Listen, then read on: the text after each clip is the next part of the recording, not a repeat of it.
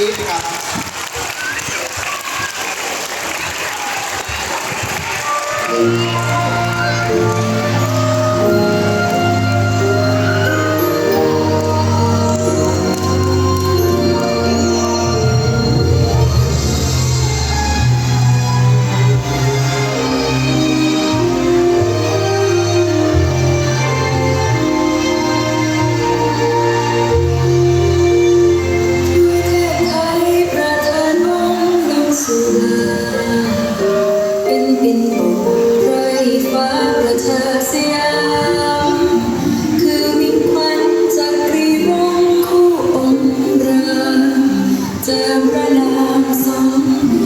สุดที่ดา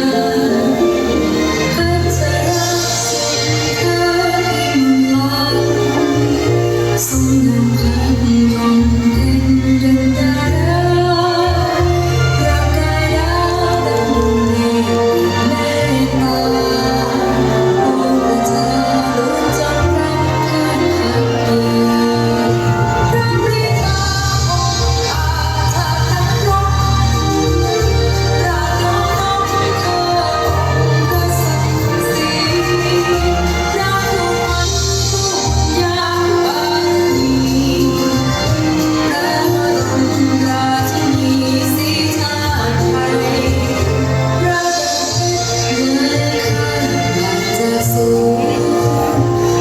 สู่ปวงทั่วราชเป็นวาสนาขอพระเกียรติกราบก้มทูลนำเป็นจอมใจราชาผู้บารมี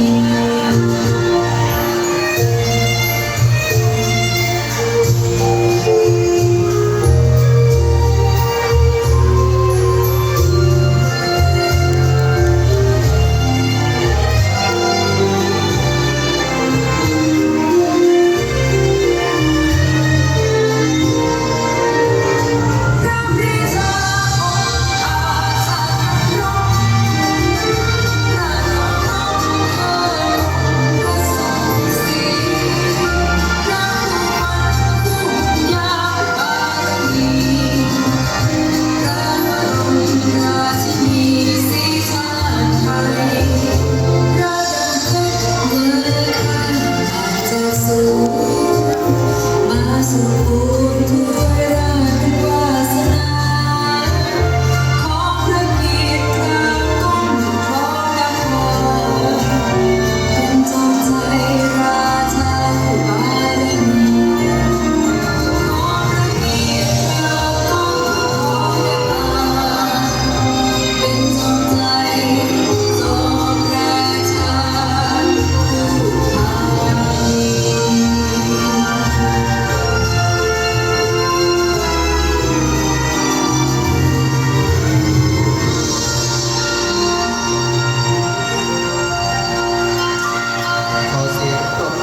ชุดการแสดงสมรภูมิครั้งนี้ครับโอกาสนี้ผมขอเรียนเชิญท่านประธานในพิธี